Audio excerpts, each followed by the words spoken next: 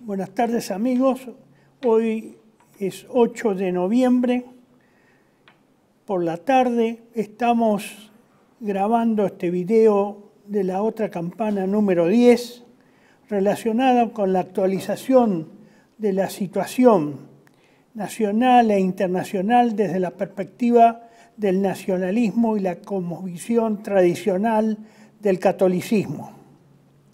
Los temas que hoy vamos a ver y vamos a tratar de entrar en tiempo, que es el grave problema que personalmente tengo yo, es el primer punto y el que más está llamando la atención no solo del mundo o de los medios, sino también de la población mundial, es la guerra de Israel contra Palestina y el contexto internacional en que la misma se desenvuelve. El segundo punto trata de la guerra de Rusia contra Ucrania y también en el contexto internacional sobre el cual influye. Y por último, esto va a ser muy breve porque realmente la guerra de Rusia contra Ucrania está prácticamente terminada. Es poco lo que hay que agregar, son pocos los movimientos diarios que hay. Y en tercer lugar, la Argentina y el clima electoral enrarecido que se está fabricando artificialmente por algunas usinas que particularmente yo no he podido detectar bajo qué titiritero funciona.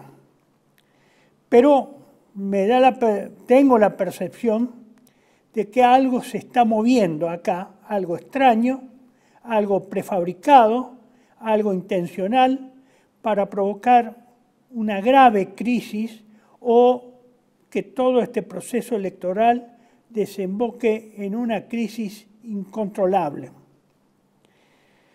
Más allá de la voluntad y de los candidatos que están en juego. Bueno, comenzamos por el primer tema. La guerra que está concentrando toda su atención por diversas características y diversas situaciones. La guerra de Israel contra Palestina. Ya hemos explicado algunos de los antecedentes de esta guerra que se remontan o tienen por lo menos su antecedente inicial a partir de la Declaración Balfour en 1917 y que en los hechos y en el territorio o en el terreno es una guerra que se inició hace 75 años, un poco más, 80, comenzó antes con la guerra de la independencia por parte de los grupos terroristas que propiciaban la independencia de Palestina como el Estado de Israel. Eran todos grupos terroristas, el Irgun, el Stern, la Haganah. Y hay un libro muy conveniente de ser consultado que es Guerra en Tierra Santa, del señor Begin, que fue ex primer ministro y fue uno de los jefes de estos grupos terroristas que casi llegan entre ellos próximos a la declaración de la independencia o meses antes, en mayo de 1948, a un enfrentamiento entre ellos, es decir, a una guerra civil entre israelíes. Vamos a comenzar por la guerra de Israel y Rusia, Israel y Palestina, y solamente les ofrezco este slide, donde es para nada más que recordar las hipótesis sobre las cuales iniciamos la apreciación sobre esta este conflicto. No hay indicios, o no los tengo yo todavía, de que hayan otros objetivos, otras causas o motivaciones para el inicio de esta guerra, que en algunos casos muchos la consideran iniciada por una acción de Hamás de bandera falsa, es decir, de un hecho conflictivo, de un hecho de agresión a Israel por parte de los grupos de Hamás, que habría tenido de alguna forma, por supuesto, el conocimiento de ese ataque, ya no hay dudas de que lo tenía Israel, inclusive el primer ministro Netanyahu, por lo menos una semana antes, había sido advertido por la inteligencia egipcia de que podría haber algún tipo de ataques que se estaría preparando o de algún tipo de incursión sobre del otro lado de ese famoso muro de separación de Gaza con el resto del Estado de Israel. Es difícil comprobarlo, pero sí existen sospechas, porque vuelvo a repetir lo que dije en la primera oportunidad en que tratamos este tema, que jamás fue una creación, una invención del Estado de Israel y de la inteligencia israelita para que confrontara con el grupo palestino de Yasser Arafat. Acuérdense ustedes que el fundador de Hamás fue un musulmán, un hombre muy conocido en la zona,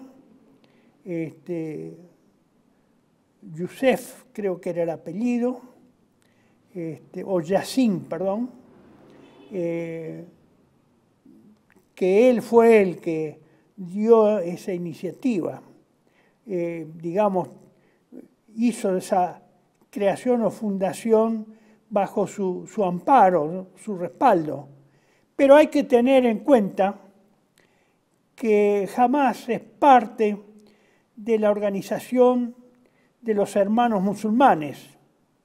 Y como ya les he anticipado en otra oportunidad, los hermanos musulmanes es una organización secreta islámica que fue fundada bajo los auspicios de la masonería inglesa antes que Inglaterra se retirara de los territorios que tenía bajo su colonización al término de la Segunda Guerra Mundial.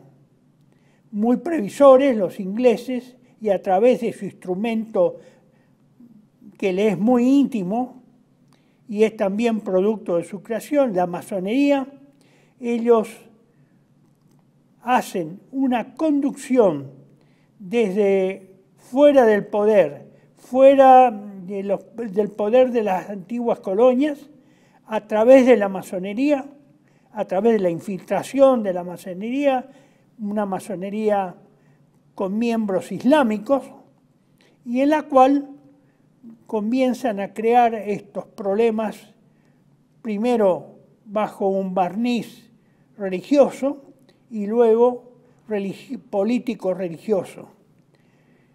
Eso es así, eso está comprobado, eso prácticamente no se admite ya discusión, excepto en Argentina, que viven en Bavia la clase política y la llamada clase intelectual, que por supuesto ni se enteró.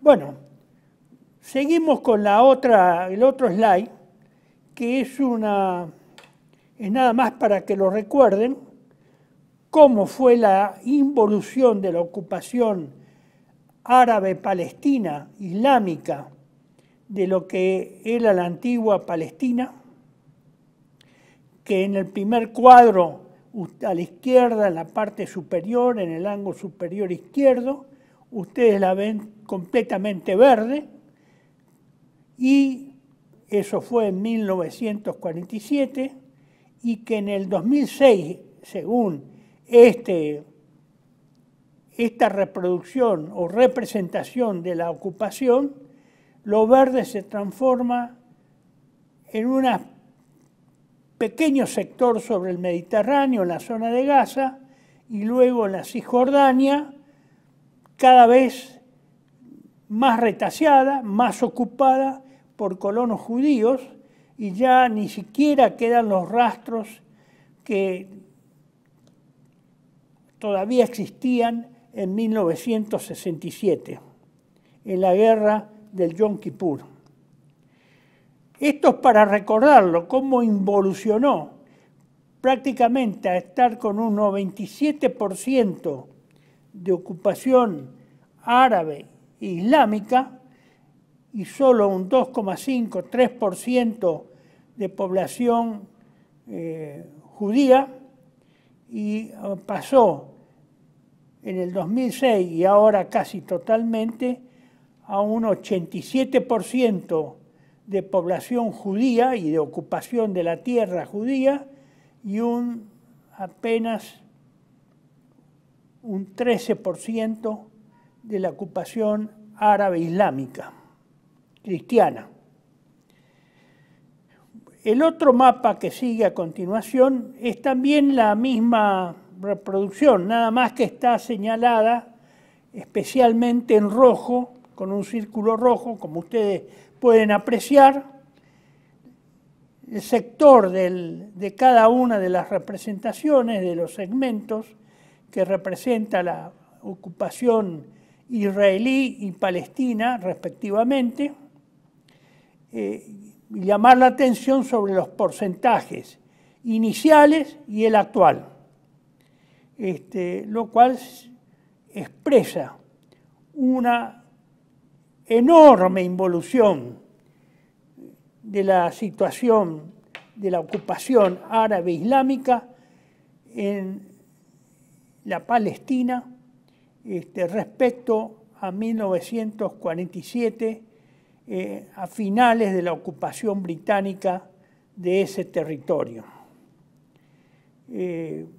Acá, cuando la gente hoy se pregunta extrañada por qué reacciona Hamás de esa forma y por qué ataca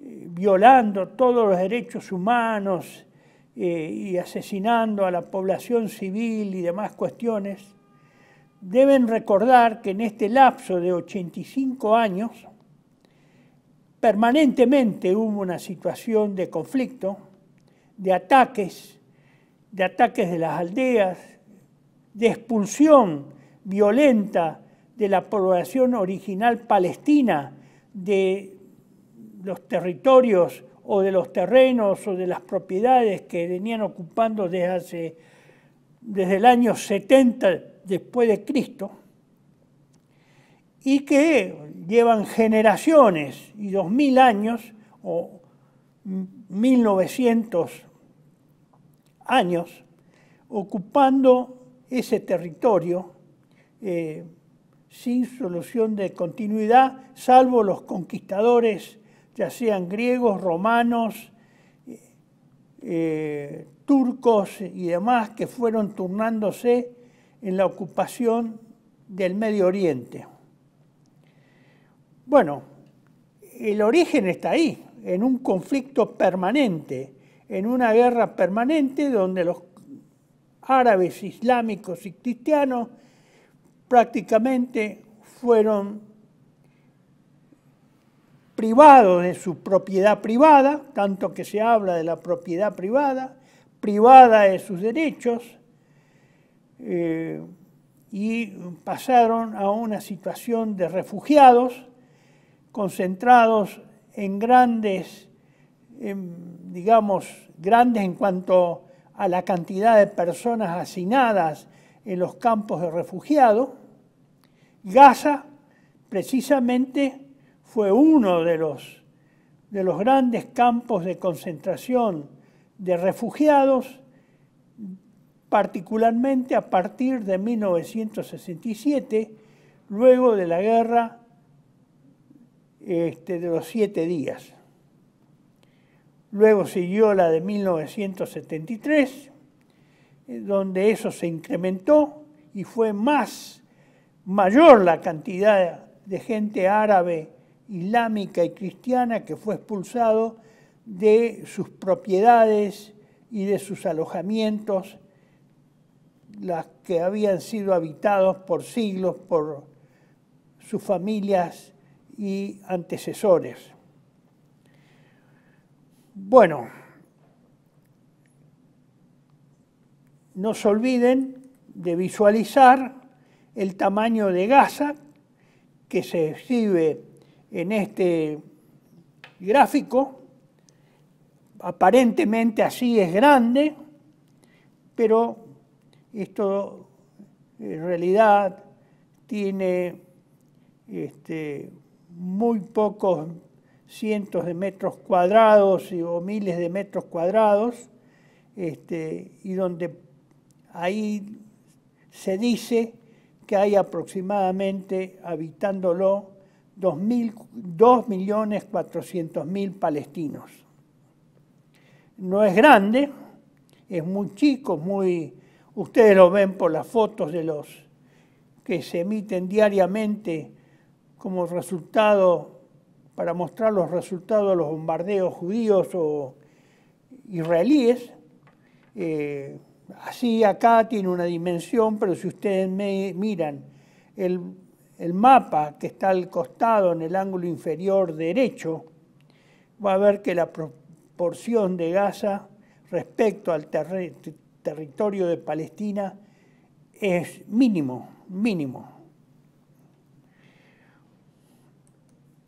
Bueno, vamos a seguir con el gráfico número 7, relacionado con este conflicto. Y hemos tenido en estas 2 semanas, para resaltar,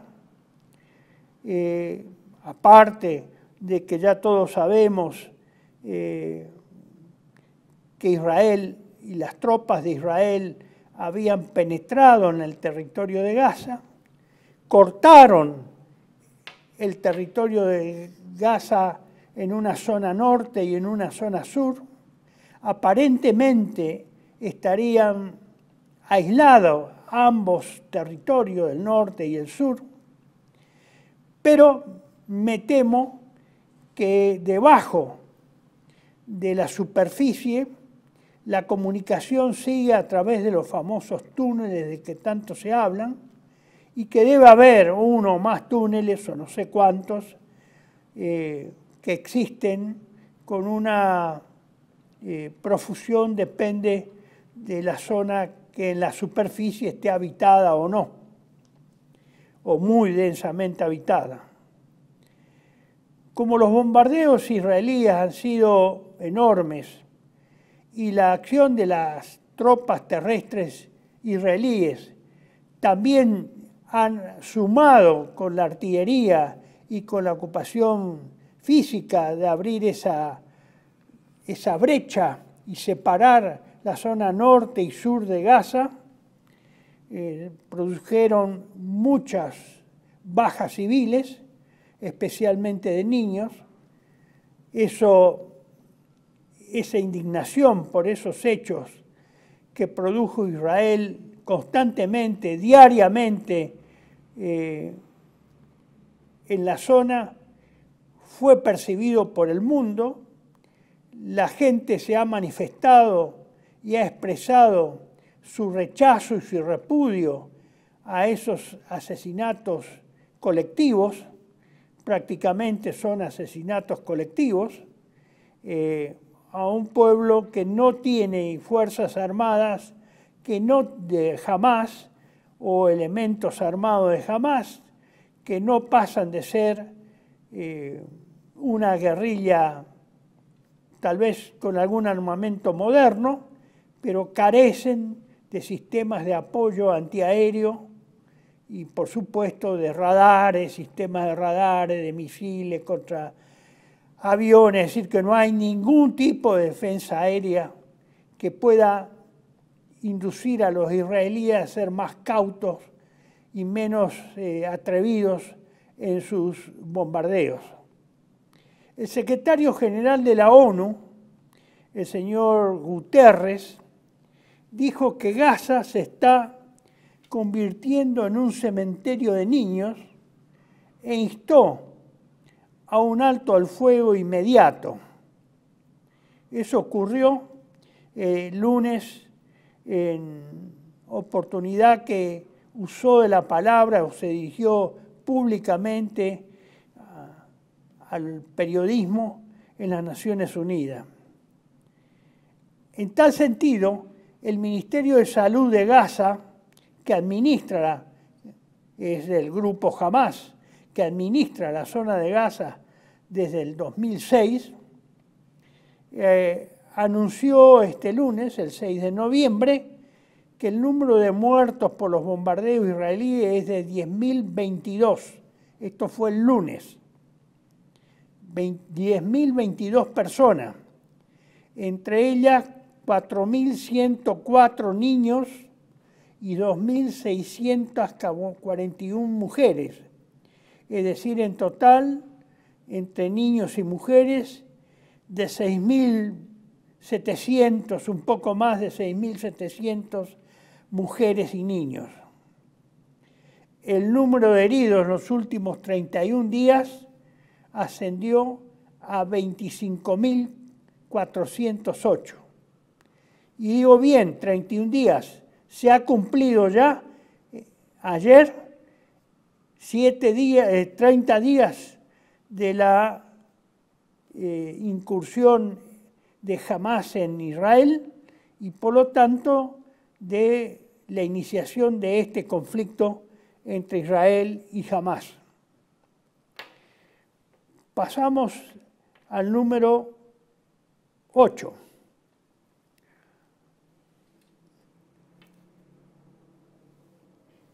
Este hecho de que Gaza se esté convirtiendo en un cementerio de niños y niñas, ustedes ya vieron la fotografía anterior,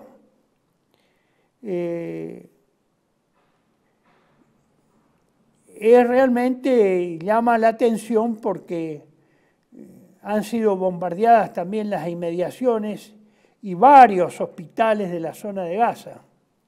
Con lo tal, este personal herido o mal herido carece de posibilidades de atención médica ante el abarrotamiento y la falta de infraestructura por su destrucción y también por la cantidad inmensa y enorme de heridos que se han sumado y que carecen también a esta altura del partido, después de un mes, de los necesarios abastecimientos.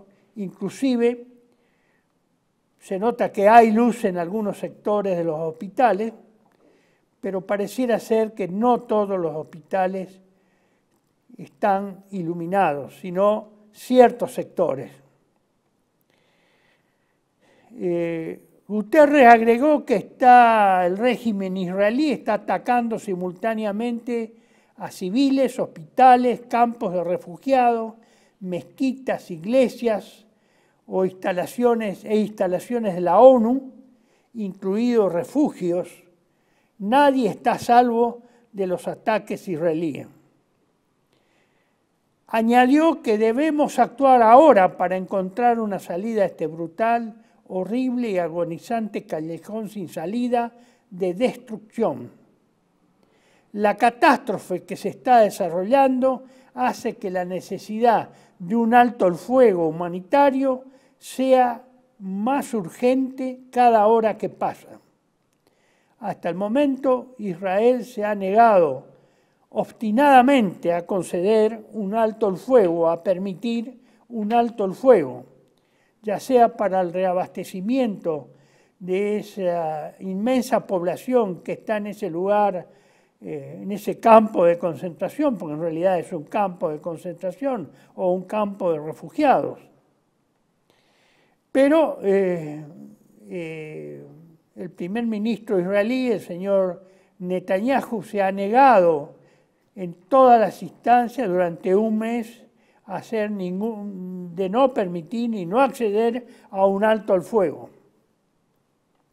El señor Guterres, el secretario general de las Naciones Unidas, agregó: la pesadilla en Gaza es más que una crisis humanitaria, es una crisis de la humanidad.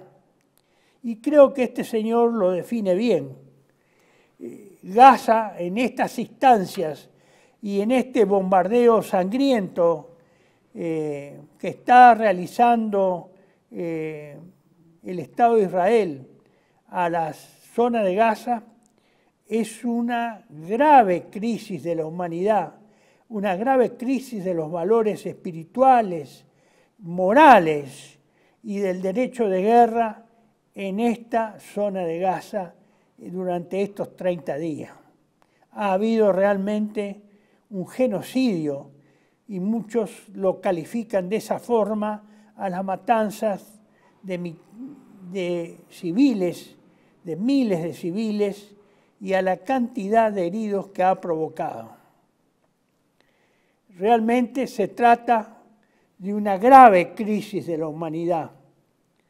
Pareciera ser que cuando la crisis afecta a otros pueblos que no sean al pueblo de Israel, parece ser que nadie se da cuenta, no es problema para nadie, todos están muy condolidos por lo que pasó con ese ataque también inhumano que hizo Hamás a la población civil próxima a la barrera o al muro de contención que separaba a Israel de Gaza, pero pareciera que nadie se altera demasiado porque se trata, en este caso de Gaza, de islámicos y se trata de árabes, islámicos y cristianos, muy pocos cristianos, y árabes.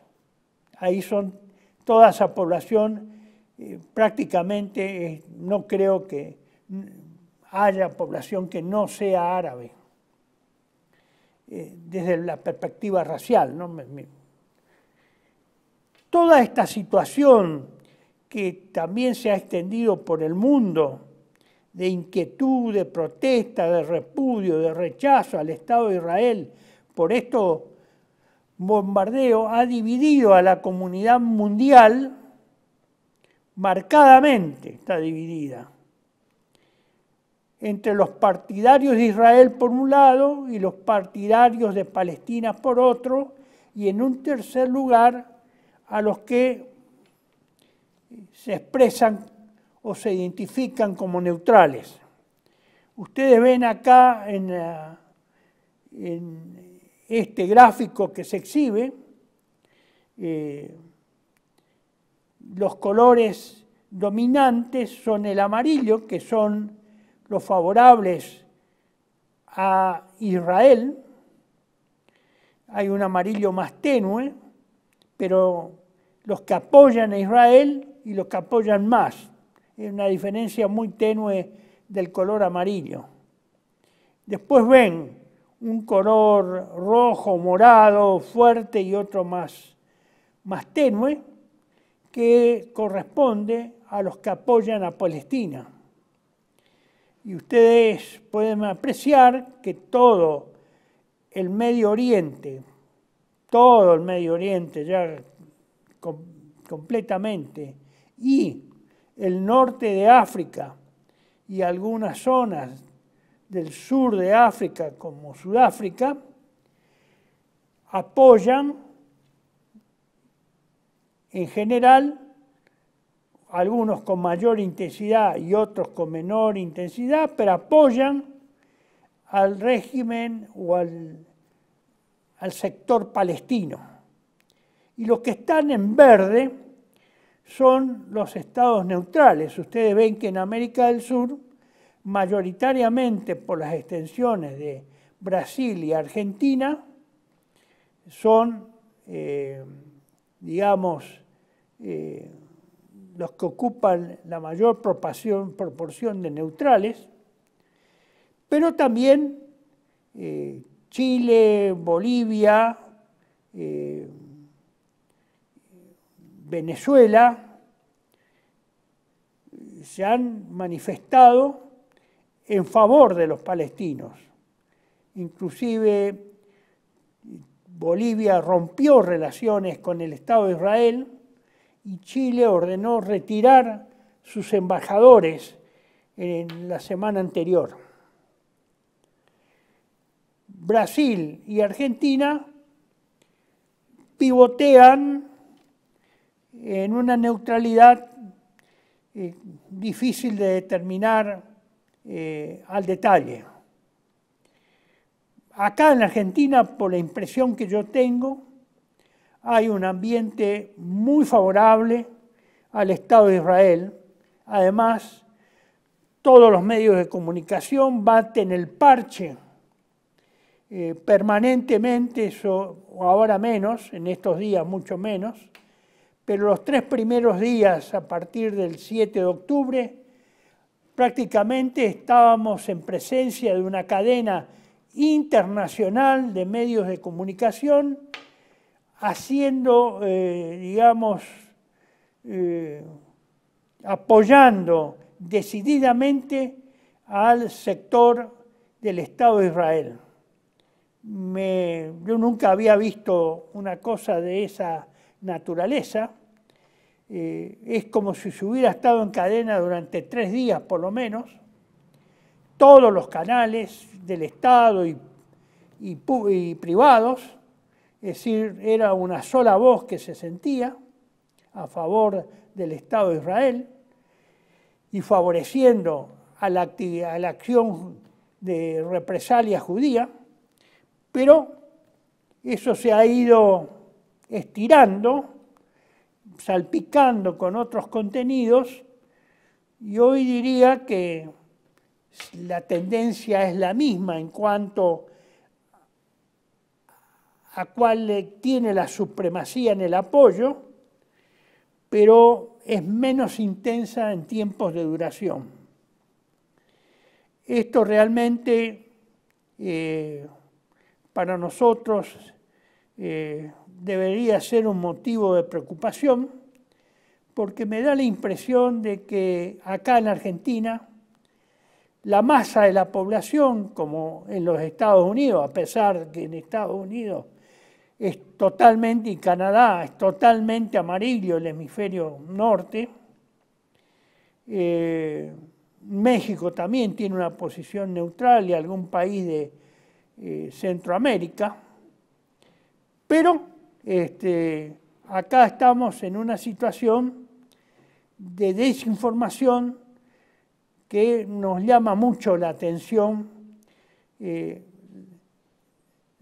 poco conocimiento que la población en general tiene respecto a la naturaleza y al desarrollo de este conflicto desde 1917, su intensificación a partir de 1948 y en las sucesivas guerras y hasta nuestros días. Ustedes ven a continuación en el slide número 11 que acá en la semana también ha surgido una novedad que ha espantado, ha conmocionado un poco, pero no se ha difundido intensamente esta información. Se trata de que un ministro israelí, en una entrevista con Radio Kol Berama, un ministro del Patrimonio, es la denominación de ese ministerio, Amichai Eliyahu, le preguntaron si se debería lanzar una bomba atómica sobre el enclave de Gaza.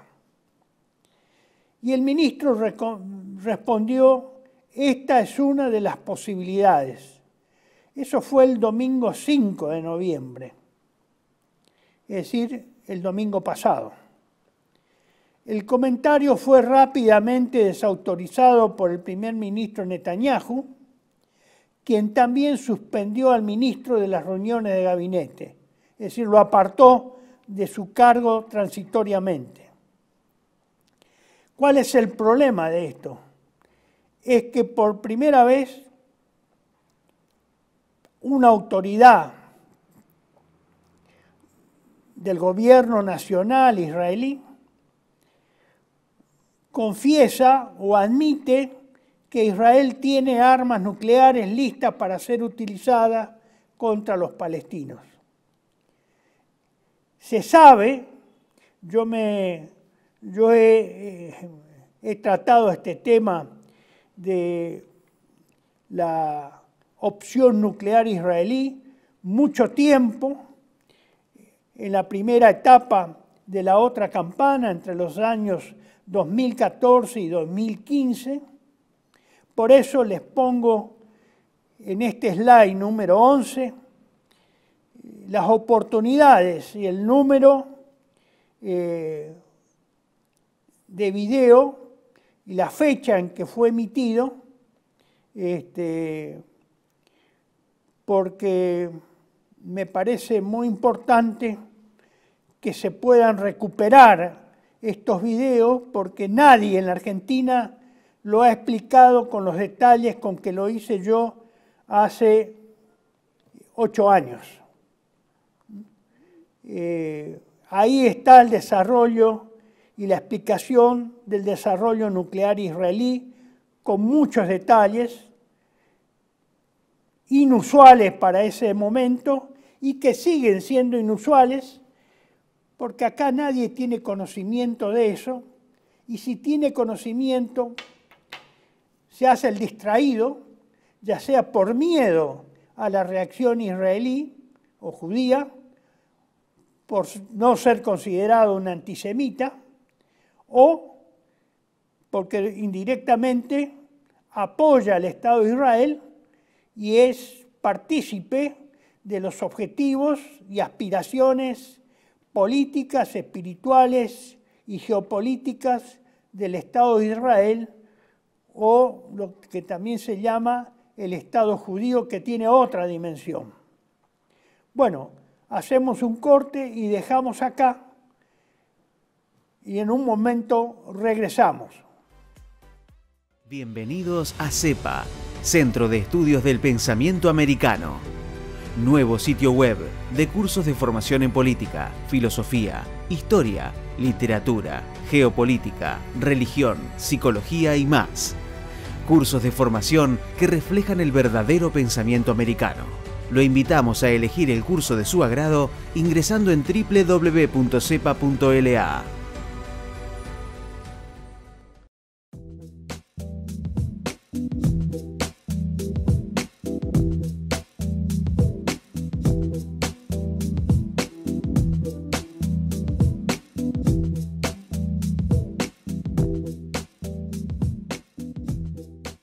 Decir siempre la verdad primero tiene un precio. Dependemos de tu ayuda. TLB1, toda la verdad primero.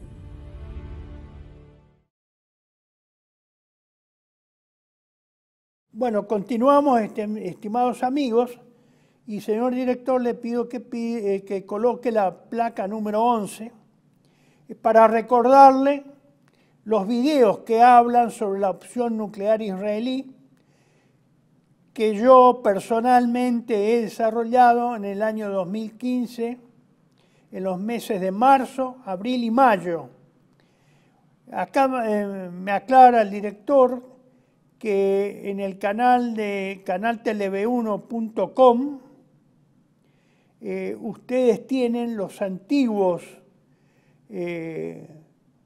videos que se hicieron hasta el 2019, en que fue clausurado por YouTube el canal Telev1.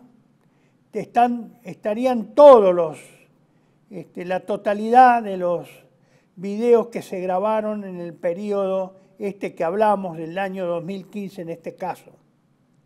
De todas formas, si no se encuentran todos, yo tengo las versiones originales en PowerPoint, vería a ver cómo los puedo reunir en un solo video y trataría en una o dos veces desarrollar y actualizar, si habría algo que actualizar, este tema de la opción nuclear israelí. Efectivamente, aunque todos se hagan los estúpidos, especialmente los políticos argentinos, Israel es un Estado nuclear que inexplicablemente se le permitió tener desarrollo nuclear, no ha firmado el Tratado de Proliferación Nuclear y no tiene inspecciones de la Comisión Internacional de Energía Atómica. Raro, ¿no? Qué raro. ¿Por qué esa excepción? Cuando, por ejemplo, no se permite que el Estado de Irán pueda hacer eso, lo mismo, teniendo la supervisión de la Comisión Internacional de Energía Atómica. Bueno, esos son los problemas del poder y del poder mundial.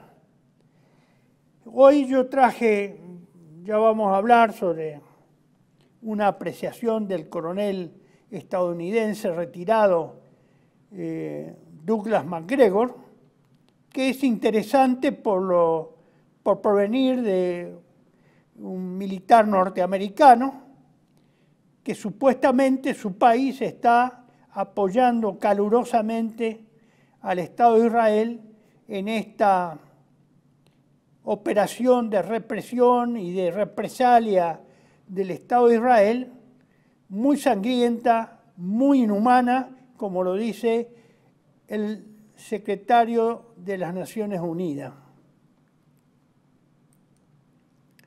Pasamos a la otra placa. Hay una novedad en esta situación en el Medio Oriente y a raíz de esta accionar de Israel y de este continuo ataque y represalia y generación de víctimas en grandes cantidades de víctimas civiles. Es la relación entre Turquía y Estados Unidos que pasaron a ser relaciones muy tensas. El secretario de Estado, en su recorrida por el Medio Oriente, Antony Blinken, en su reciente visita a Turquía, puso en evidencia que las posiciones entre Turquía y Estados Unidos son cada vez más divergentes. Blinken recibió un trato extremadamente frío y descortés por parte del gobierno turco. Estados Unidos tiene un problema real con su capacidad y poder diplomático, porque esta actitud es una especie de repetición de lo que sucedió con Mohammed bin Salman o Salmán en Arabia Saudita, que es el príncipe heredero a cargo del gobierno en Arabia Saudita, hace un par de semanas, cuando Blinken fue allí y lo hicieron esperar muchas horas porque Salmán estaba ocupado. Es un acto, por supuesto, fuera de todo uso y costumbre en el lenguaje y en el estilo diplomático, y que sirve para expresar el disgusto o, digamos, la tensión que existe entre el país visitado y el visitante. Hay que tener en cuenta que Turquía es un Estado islámico y este tiene una posición central del Islam en la sociedad turca. Se trata del Islam sunita con sabor turco. Erdogan, ese es quien preside el Estado de Turquía, es el líder de los hermanos musulmanes, no solo en la región, sino también en los Estados Unidos y Canadá, porque esta organización, los hermanos musulmanes, se extiende en todo el mundo donde han hecho pie los musulmanes o islámicos. Y por supuesto existen, por supuesto también bajo control, en los Estados Unidos, Canadá, Europa, Inglaterra, etcétera, etcétera. Bueno, en Inglaterra, por las razones que ya explicamos, por la estrecha relación masónica de los hermanos musulmanes y sus padrinos masones ingleses desde la descolonización de Inglaterra, de las colonias del norte de África y del Medio Oriente. En la otra placa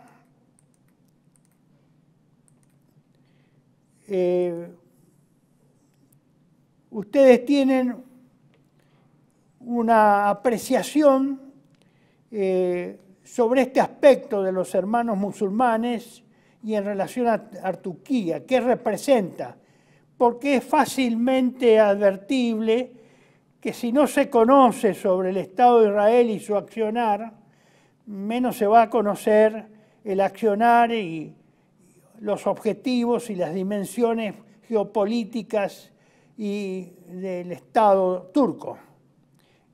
Hamás es el brazo armado de los hermanos musulmanes, por lo que todos vuelven constantemente hacia Irán.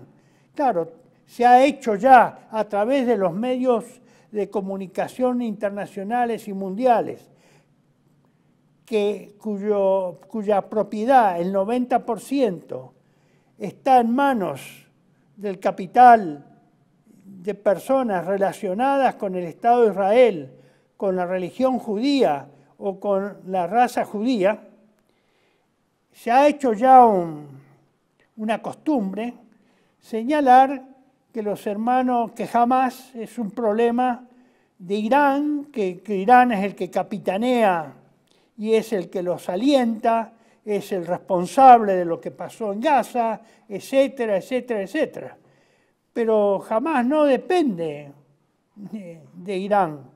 Sí, obviamente tiene contacto y es aprovisionada como material bélico, seguramente, o ayudada para que eso pueda ser realizado, especialmente todos los cohetes que se lanzan desde la Franja de Gaza, se puedan ser fabricados en el lugar. Tal vez sea ayuda a Irán, pero siempre lo ocupan a Irán por todo lo malo que hace Hamás, o por todo, digamos, el daño que pueda hacer, como lo hizo con el ataque del 7 de octubre a Israel. Pero es probable que Hamás no tenga ese grado de participación que se le atribuye a través de los medios de comunicación anti-iraníes y pro-israelíes. Los turcos probablemente están más cerca de Hamás y de su forma de pensar y de sus actitudes hacia Israel y el mundo de lo que estará o podría estarlo Irán. Ojo esta advertencia. Erdogan y Turquía tienen una posición prominente en términos militares en el Medio Oriente.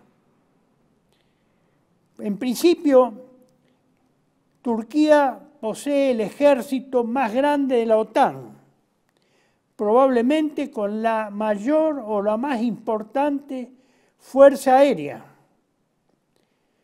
Cuenta además con una de las armadas más grandes del mundo. Y en tercer lugar, mantiene una de las flotas de drones más desarrolladas también del mundo. Estos drones son los que nosotros conocemos como vehículos aéreos no tripulados. Es un gran fabricante de estos instrumentos de guerra y son muy eficaces los drones turcos.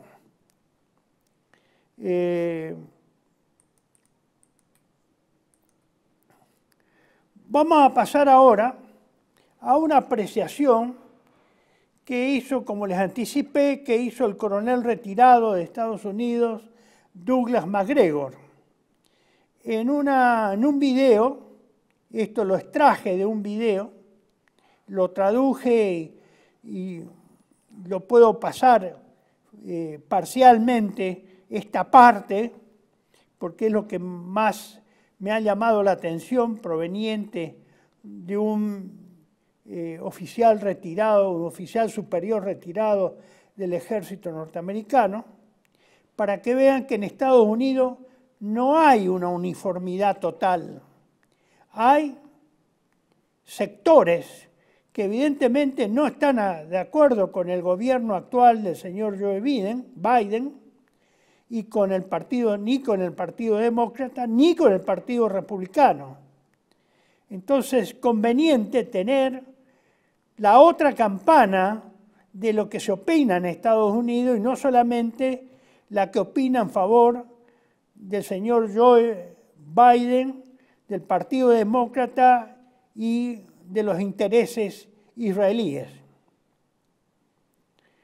En principio, la administración Biden es obediente y está al servicio de Israel, y esta obediencia y su apoyo incondicional a los israelíes ha llevado a algo muy peligroso. Esto dice el coronel McGregor. Fíjese la forma que se expresa. Aquí nadie se expresaría de esa forma en relación a ni a este problema, que es un problema extranjero. Esto, por supuesto, va a ser considerado como anti-israelí, va a ser considerado como antisemita, falsamente, ideológicamente, y por lo tanto les pido que sigan con atención, porque nadie en la Argentina está difundiendo esta información. Sigue McGregor diciendo, le han abierto la puerta de la jaula y dejado salir al tigre. El tigre se llama Netanyahu y el tigre ha determinado que debe devorar a todos y a cualquier persona del vecindario que no le guste o que considere una amenaza. No sabemos qué hacer, se refiere a los norteamericanos. Los norteamericanos no sabemos qué hacer al respecto, y la razón por la que no sabemos qué hacer es que todos en este gobierno de Washington en general vive con miedo del lobby de Israel y con miedo de lo que les pueda hacer aquí. Es decir, como en todos lugares, se ha creado un temor, un miedo, y está en algunos lugares una sensación de terror respecto al Estado de Israel, respecto a los sectores judíos en cada país y a las acciones que puedan tomar excusándose en el llamado y famoso antisemitismo. Por eso, fíjense lo que dice el coronel McGregor. No, y lo dice públicamente. Él reconoce que los norteamericanos no saben qué hacer y que no sabe qué hacer el gobierno de Biden por miedo al lobby de Israel y con miedo de lo que les puedan hacer aquí, es decir, en Estados Unidos. Lo que le puedan hacer ese lobby a las personas que se expresen contrariamente a los intereses del lobby de Israel o al lobby judío. Políticamente, dice McGregor, si se ponen de pie y dicen, ya está bien, nuestro apoyo tiene límites. Si Richard Nixon o Eisenhower fuera el presidente y se pusiera de pie y dijera, o dejás lo que estás haciendo ahora mismo o retiraremos nuestras fuerzas, es decir, simplemente retiraremos el poder naval en la región. Es decir, McGregor descarta que Biden o el gobierno actual norteamericano le pueda decir eso a Netanyahu y al gobierno del Estado de Israel.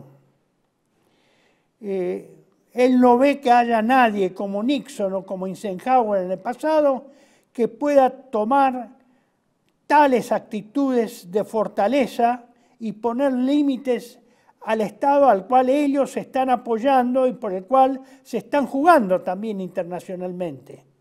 Porque todo este accionar de Israel claramente influye en forma negativa en el prestigio de los Estados Unidos en el mundo entero. Ese es el problema grave que tiene Estados Unidos y que se le está generando a Estados Unidos. Pero MacGregor evidentemente no ve a nadie con carácter y fortaleza suficiente y con fuerza suficiente como para plantarse y decirle o dejan de hacer esto o le sacamos la flota y retiramos la flota acá en el Mediterráneo frente a las costas de Israel. Sigue MacGregor. Pero la influencia israelí, el poder y la autoridad personal del señor Netanyahu en este momento son tan grandes que todo el mundo tiene miedo de contradecirlo. Y por eso realmente no importa lo que el señor Blinken diga en público. La verdad es que el señor Netanyahu tiene el control. No solo tiene el control de su destino, sino que también controla el destino del poder nacional estadounidense. Su prestigio y la influencia en la región son muy grandes. Fíjense lo que está diciendo el coronel MacGregor, un coronel retirado, que el control la tiene el señor Netanyahu y que el control de su destino no solo se refiere al Estado de Israel por parte de Netanyahu, sino también controla el destino de los Estados Unidos, de Norteamérica. Su prestigio y su influencia en la región son muy grandes. Acá viene otra pregunta que se hace coronel MacGregor. ¿Hay alguien que esté dispuesto a ponerse de pie y simplemente decir, oye, no somos anti-israelíes, nos gusta Israel, pero amamos a Estados Unidos? Bueno, es muy clara lo que expresa la postura del señor MacGregor, del coronel MacGregor. No en balde, en 11 horas vi que tiene 300.000 visitas de este video. No en balde. Debe ser que, y evidentemente me di cuenta que este video está reproducido en varios lugares distintos, por distintas entidades, distintos canales, distintas fuentes. Quiere decir que la voz del coronel MacGregor es una vocecita que se está empezando a oír en los Estados Unidos.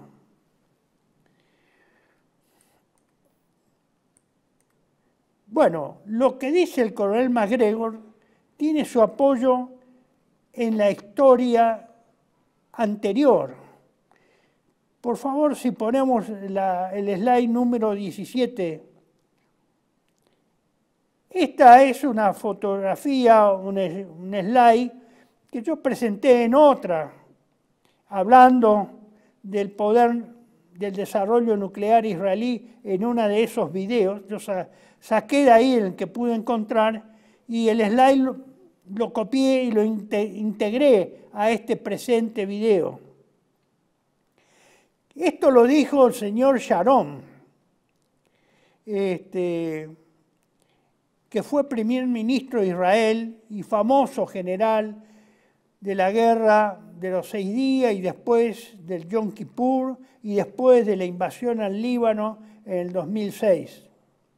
Está en inglés, la traducción está acá al pie. Esto fue en una discusión, esto se transmitió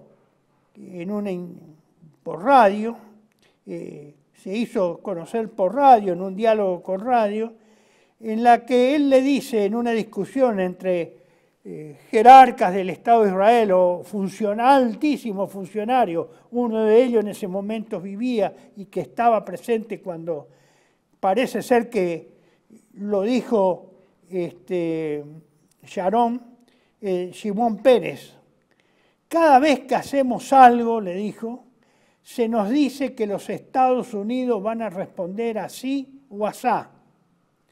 Yo quiero aclarar que no deben inquietarse, le dice a sus compañeros de gabinete o de gobierno, por las presiones americanas sobre Israel. Nosotros, el pueblo judío, controlamos a Norteamérica y los norteamericanos lo saben. ¿Escucharon bien lo que yo le dije? Les repito el último párrafo. Yo quiero aclarar que no deben inquietarse por las presiones americanas sobre Israel. Nosotros, el pueblo judío, controlamos a Norteamérica y a los norteamericanos, y los norteamericanos lo saben. Esta confesión increíble la hizo el primer ministro Ariel Sharon el 3 de octubre del 2001, tal como lo informó Kol Israel. Yo esto lo publiqué, señores, en su momento. Creo que fue el único medio que publicó eso en la Argentina, muy humildemente, en Patria Argentina. Fíjense en el slide siguiente. El artículo se llama así: una camarilla sionista detrás de la política norteamericana en Medio Oriente.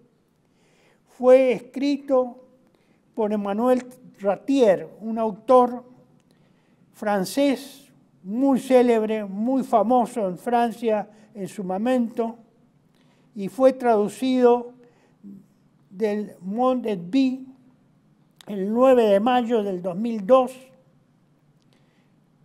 Fue publicado como número 699, la página 9 de dicha publicación. Y yo lo publiqué en Patria Argentina en dos oportunidades. En junio del 2002, en el número 175, página 6, y en abril del 2003, exactamente el mismo artículo, en la página 185, en el número 185 de Patria Argentina, en la página 7. El artículo que está más abajo, el encabezamiento, se titula La aparición del Imperio Judío, la conquista judía de Estados Unidos, por Bob Finch.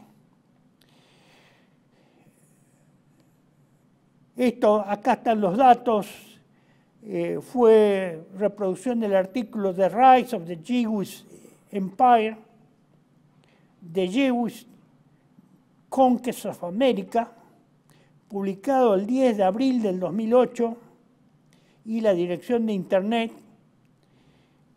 y la traducción la hizo Patria Argentina.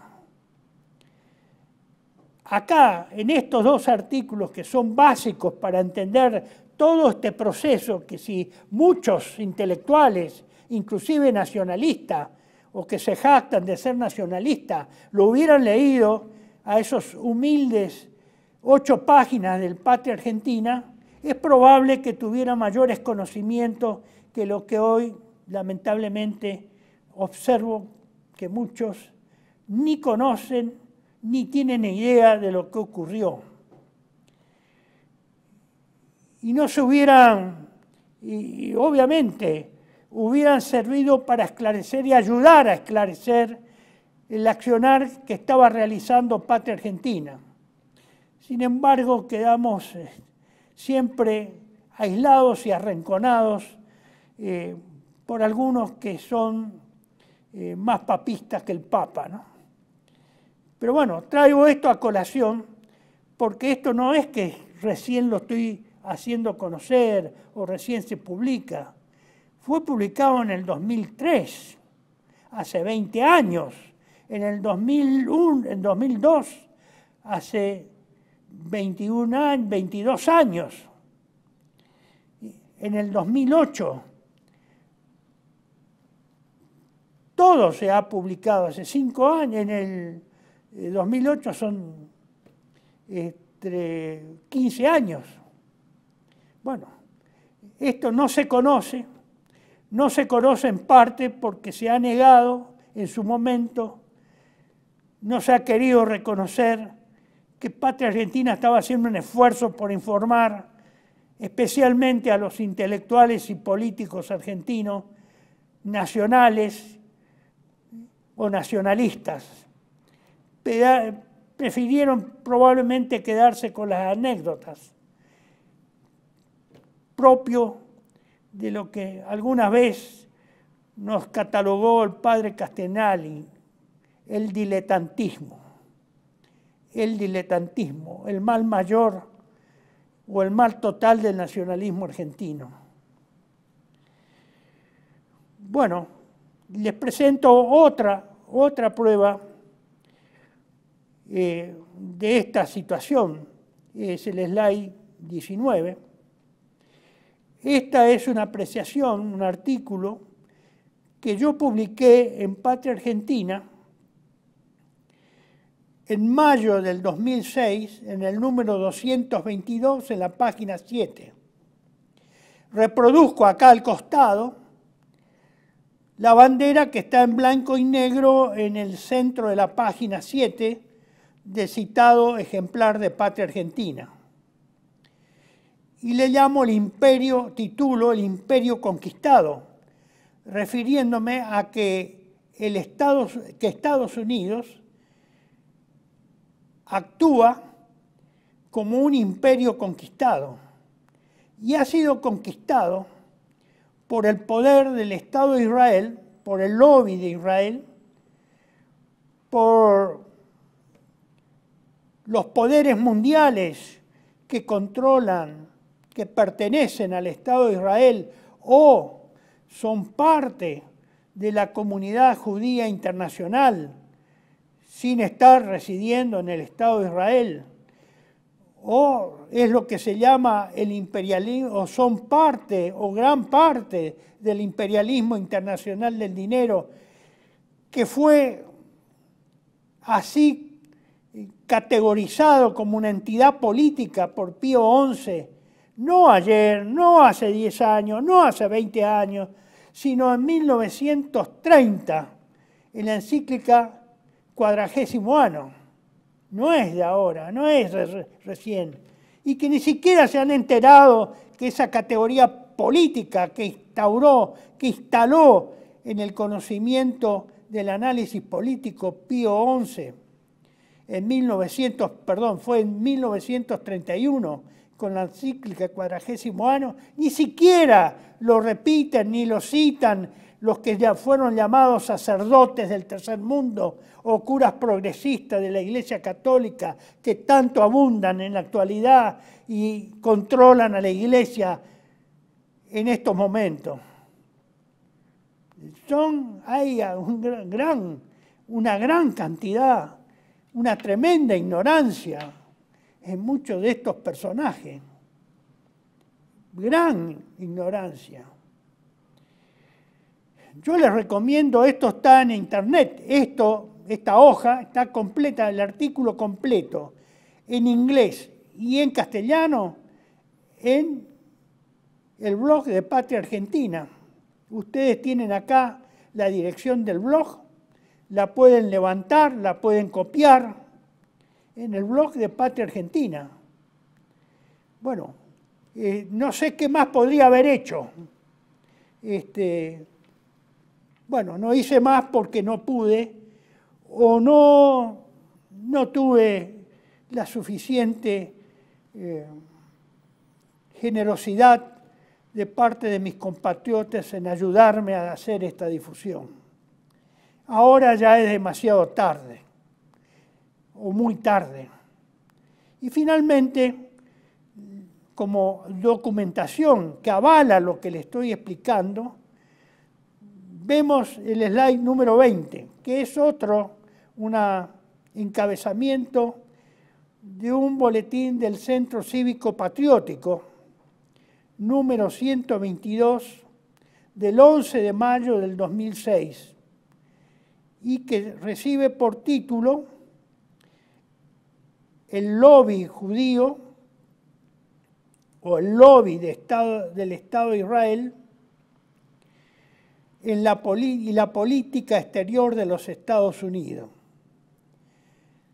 es una traducción y una compilación y traducción del inglés realizado por quien les habla. Fue en el año 2006. 2006. Hace 17 años. Y creo que 17 años. Y creo que nadie conoce esto.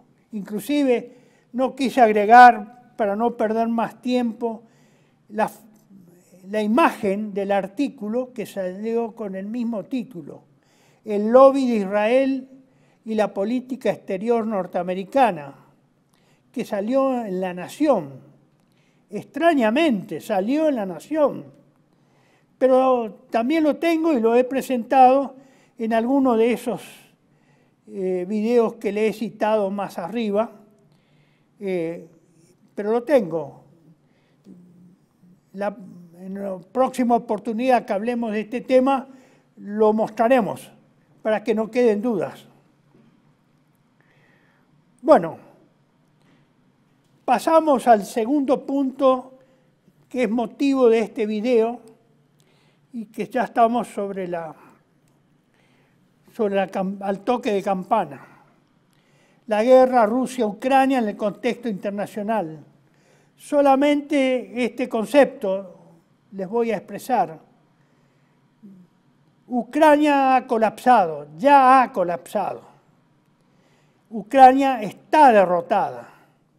Falta el hecho histórico, físico, de la victoria rusa sobre Ucrania. No sé si será una rendición incondicional, no sé si será un alto el fuego y posterior tratado de paz, no sé cómo se llevará a cabo esto.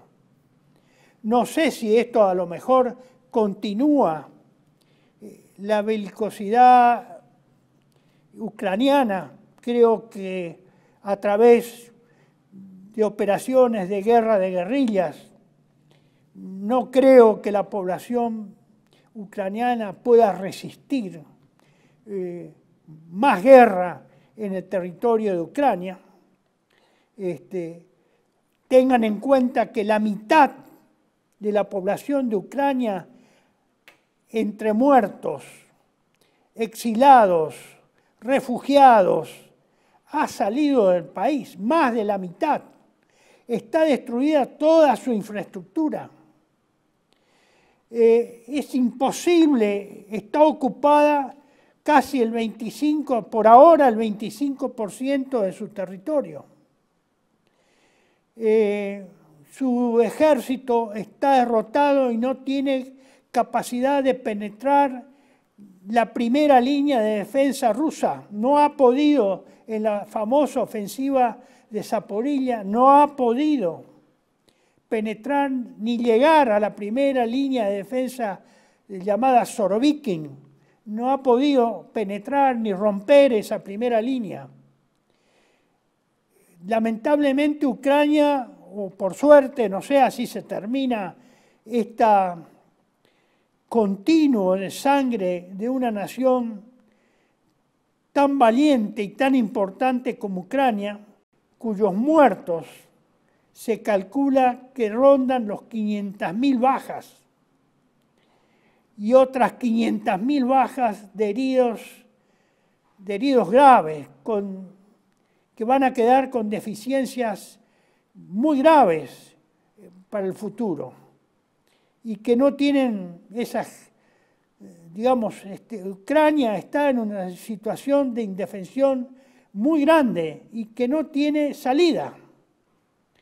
Por lo tanto,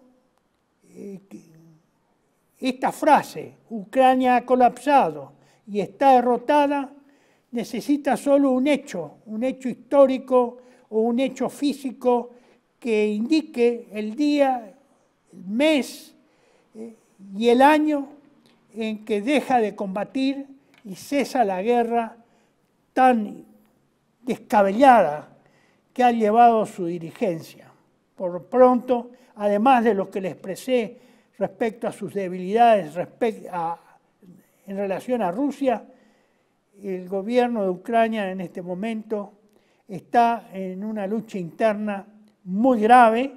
Hace 3 días mataron al ayudante del general Zaluzny, que es el jefe del Estado Mayor del Ejército ucraniano, a su ayudante personal, a través de un regalo que le hicieron en el día de su cumpleaños, que le hicieron llegar a su casa con una bomba que explotó y hirió, mató al mayor ayudante del general Zaluzny y hirió gravemente a uno de sus hijos.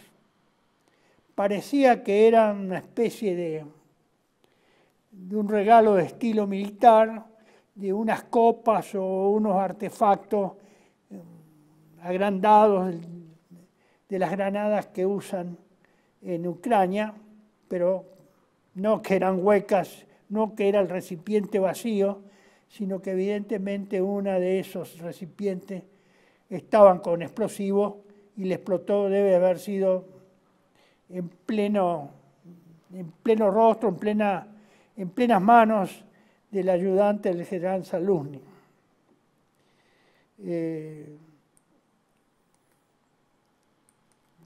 Pasamos entonces al segundo y tercer punto. Yo digo segundo, no está incluido como segundo, pero es la idea que había dejado en la exposición anterior: Argentina cada vez más cerca del abismo y de la idolatría. ¿Idolatría a quién? A los Estados Unidos y al Estado de Israel. Esa es mi percepción. Y el tema de hoy es Argentina y el clima electoral enrarecido. Este pseudo segundo tema o primer tema en relación a la Argentina sigue vigente. Seguimos caminando al abismo, no ha habido ninguna mejora en estos 15 últimos días. Y respecto al clima electoral, solo les digo qué es lo que yo observo y qué es el tema que estoy tratando de desarrollar por escrito para difundirlo a través del boletín de información y opinión próximo. ¿Nos puede mostrar el número 24, señor director? Pobre la Argentina con los que piensan de esta forma: que se rompa todo, después hablamos, o que explote todo, o cuanto mejor, peor. Bueno, la primera y segunda frase, que se rompa todo, después hablamos, o que explote todo, la pronunció la señora Patricia Bullrich por el canal La Nación Más el 30 de octubre del 2023. Ustedes en este slide tienen la dirección en que se encuentra o se encontraba de ámbito financiero, en la que se encontraba esta cita, o se puede ver esta cita. Pronosticó la señora Bullrich sobre las próximas semanas, dijo, esto es después de las elecciones: lo que nos está pasando es el anuncio de la tragedia argentina que el 19 de noviembre explota. Está explotando antes. Y para sorpresa de los conductores televisivos afirmó, ojalá explote antes. Yo no sé si es respecto al 19 de noviembre, si se refería, digamos, a otra fecha posterior, pero realmente lo que expresa la señora, o expresó la señora Bullrich, a mi criterio es un grave y gran desatino que no puede ser admitido en la sociedad argentina, pero que esto es permitido porque la población argentina está en una gravemente enferma. Esa es lo que yo creo que ocurre.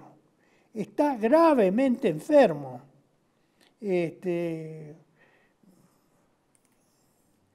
Por lo siguiente, miren, esto yo lo publiqué en el año 2018, esta frase que voy a mencionar. El pueblo argentino se encuentra profundamente enfermo, espiritual, moral e intelectualmente, de mano de su clase dirigente, mayoritariamente mediocre, indigna, abyecta y corrupta. Me estoy referido a la clase dirigente argentina, en todos sus ámbitos, no hay excepción, en todos sus ámbitos, políticos, económicos, religiosos, militares, profesionales, en todos los ámbitos a mi criterio. Y es muy probable que estas graves deficiencias inmateriales también nos hayan afectado e influyan negativamente en lo individual. Es decir, que cada uno de nosotros esté infectado por estas deficiencias, individual y colectivamente. Al repetir en forma constante y agravada nuestro fracaso y nuestra decadencia. Y así es, señores. Estamos mal, muy mal, individual y colectivamente en la gran mayoría de los casos. Hemos llegado a una situación lamentable,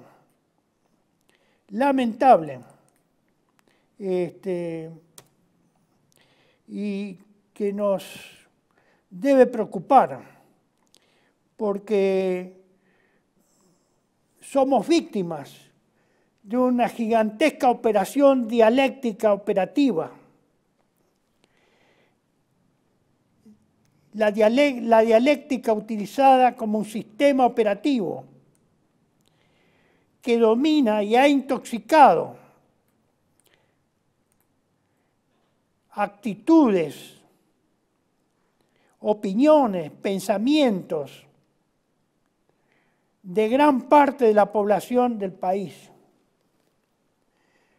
Esa es la realidad. Y no nos damos cuenta, la gente no quiere entender qué es la dialéctica como sistema operativo. Está bien, que no lo asimile, que no lo entienda, que no haga ningún esfuerzo, que no lo lea, que lo rechace a priori. Pero eso no quita que vayan a tener que vivir y sufrir las consecuencias de esta situación, tanto los que tienen estas afecciones individuales y colectivas, como los que creen que no la tienen y que no la han adquirido y no la van a adquirir. Por eso creo que la situación argentina es muy grave, próxima a una tragedia, una gran tragedia nacional. Empezando, y eso es palpable en cualquier medio de comunicación, cualquiera puede prender una radio o un canal y pasearse por los canales de televisión. Lo más grave es que hay una omisión, un vacío espiritual, y hay un vacío de Dios tan absoluto que es irreconocible en la Argentina. Ese vacío de Dios se palpa y se lo dicen los periodistas, lo expresan con una tranquilidad inconmensurable.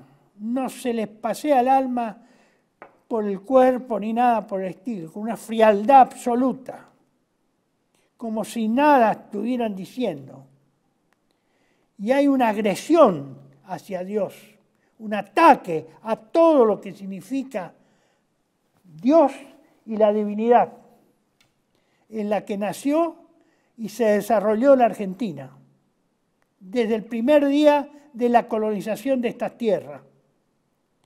La ausencia de Dios, el vacío de Dios, esos señores nos condenan. Ya lo dice en San Juan, nuestro Señor lo dice, no podéis hacer nada apartado de mí o sin mí. Nada se puede hacer sin Dios, nada. Y ese vacío de Dios, esa negación de Dios, ese repudio de Dios, y eso a la larga o a la corta la vamos a sufrir. Y basta con mirar lo que se llaman los acontecimientos, no solo telúricos, climatológicos y humanos que están ocurriendo en el mundo, tan raros, tan repetidos, tan frecuentes en estos días, en este mes de octubre, que fue muy frecuente, que creo que algunos van a ser sorprendidos de lo que pueda ocurrir no solo acá en Argentina, sino en el mundo todo. Por eso, una vez más, les pido que hagan una reflexión íntima y el pueblo argentino vuelva hacia Dios. Y el primero que tiene que volver hacia Dios es la Iglesia Católica, que es una gran ausente en este sentido, a mi criterio. Por eso pidamos a Dios y a la Santísima Virgen que, como ya le he expresado, que nos bendigan, nos protejan, nos conserven el amor a Dios por sobre todas las cosas, la fe en Dios y la obediencia a Dios. No solo es fe, no solo es devoción, no solo es santiguarse, es creer en Dios, tener fe en Dios y obedecer a Dios. La fe implica siempre la obediencia, así como se reza en el Padre Nuestro. Que se haga la voluntad de Dios, acá en la tierra como en el cielo. Bueno, estimados amigos, nos vemos dentro de 14 días y Dios bendiga y proteja con la Santísima Virgen. Hasta pronto.